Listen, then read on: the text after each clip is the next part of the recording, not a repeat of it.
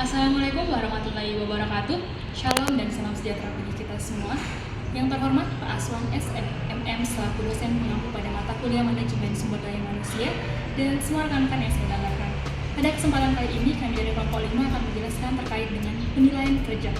Dan saya, Jenisa Putri Ataring, dan juga bersama rekan-rekan tim saya, yaitu pemateri pertama Kristio, pemateri kedua Nur Zakina, pemateri ketiga Mulida, pemateri keempat Nadia, dan pemateri kelima yaitu Usman. Baik, langsung saja kita ke pemateri pertama.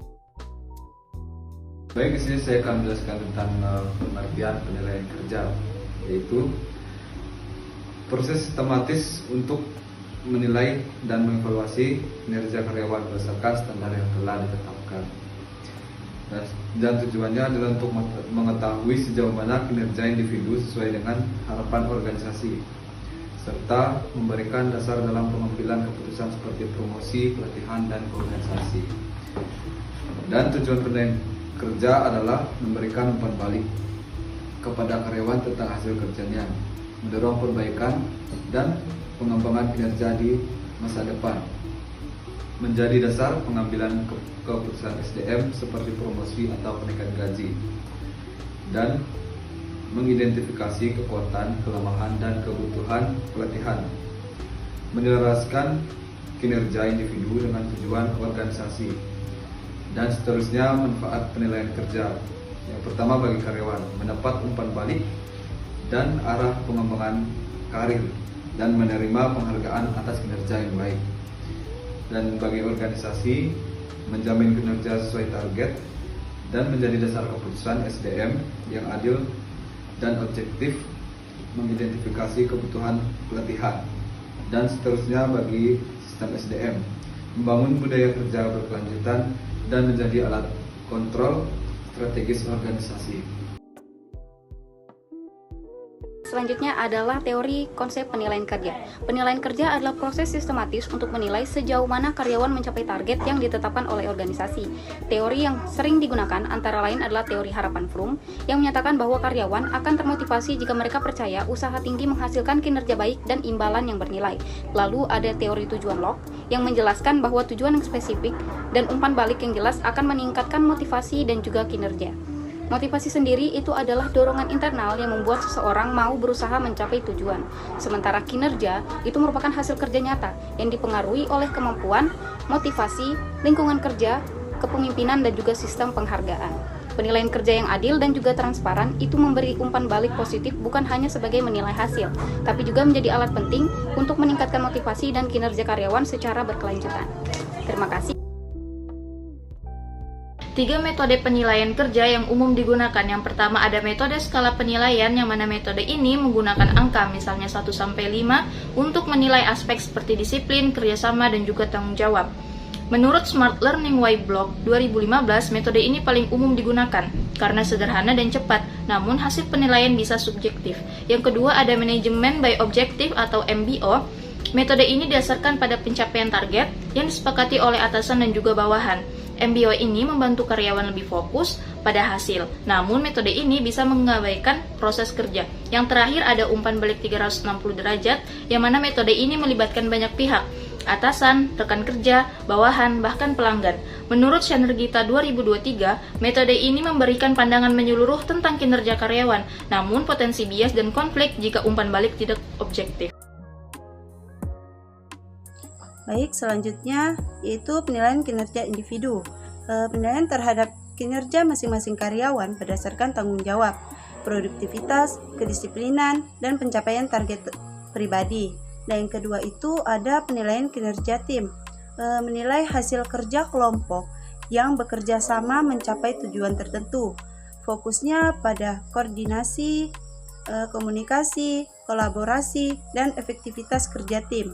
Nah, yang ketiga itu ada penilaian kinerja organisasi, menilai kerja keseluruhan organisasi, termasuk pencapaian visi, efisiensi operasional, profitabilitas, dan kepuasan pelanggan. Sekian dari saya. Yang berjudul Pengaruh Keterampilan Komitmen dan Budaya Kerja Terhadap Prestasi Kerja Pegawai Dinas Pertanian Kota Pagar Alam. Nah, di sini menyoroti pentingnya penilaian prestasi kerja sebagai alat bahwa sistem penilaian kerja yang diterapkan di dinas tersebut belum berjalan optimal karena dia belum mampu membedakan secara jelas antara pegawai yang berprestasi dan yang tidak. Nah, contohnya kalau dia di sini melakukan pendekatan kuantitatif dengan analisis SIEM. Penelitian ini menemukan bahwa keterampilan kerja melakukan faktor paling dominan, bukan yang paling berkomitmen. Nah, dalam hal ini contohnya adalah kehidupan sehari-hari, ketika seorang pegawai yang mahir menggunakan sistem laporan dan mampu memenuhi target pendapatan penilaian tinggi, mereka menganggap itu berprestasi, sedangkan yang disiplin atau yang lainnya tapi tidak menghasilkan sama seperti yang pertama yang saya jelaskan, itu nilainya rendah. Kondisi ini menunjukkan bahwa instansi lebih menilai hasil kerja daripada perilaku atau sikap kerja. Nah, di situ penulis juga menuliskan bahwa prestasi kerja berpengaruh terhadap efektivitas organisasi. Penilaian yang objektif dan transparan meningkatkan motivasi pegawai, sedangkan penilaian yang tidak jelas justru menurunkan semangat kerja. Karena itu penulis juga merekomendasikan agar sistem penilaian kerja tidak hanya melalui keterampilan teknis, tetapi juga memperhatikan komitmen dan budaya kerja sebagai bagian dari kinerja pegawai yang utuh. Jadi dia lebih memperhatikan menyarankan perihal komitmen pekerja yang tekun bekerja dan yang pintar yang tidak hanya pintar secara teknis. Mungkin begitu, sekian dari yang bisa saya jelaskan.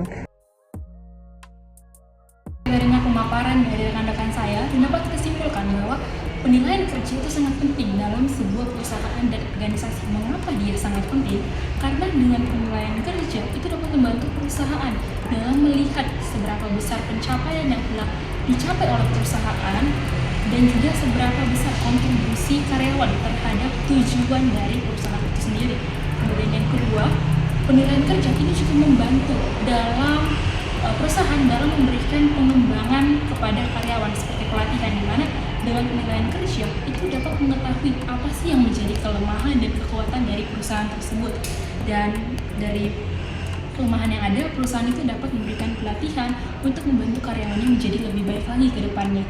Dan juga penilaian kerja ini juga membantu dalam keputusan manajerial, di mana ketika ada karyawan yang memiliki kinerja yang bagus, tentunya manajer itu dapat memberikan promosi jabatan kepada karyawan ini untuk mendapat jenjang karir yang lebih baik lagi ke depannya. Dan selain itu, penilaian kerja itu juga membantu dalam meningkatkan produktivitas dan juga efektivitas sebuah perusahaan. Mengapa? Karena dari evaluasi penilaian kerja ini dapat dalam perbaikan strategi dan juga si kerja yang ada di perusahaan tersebut.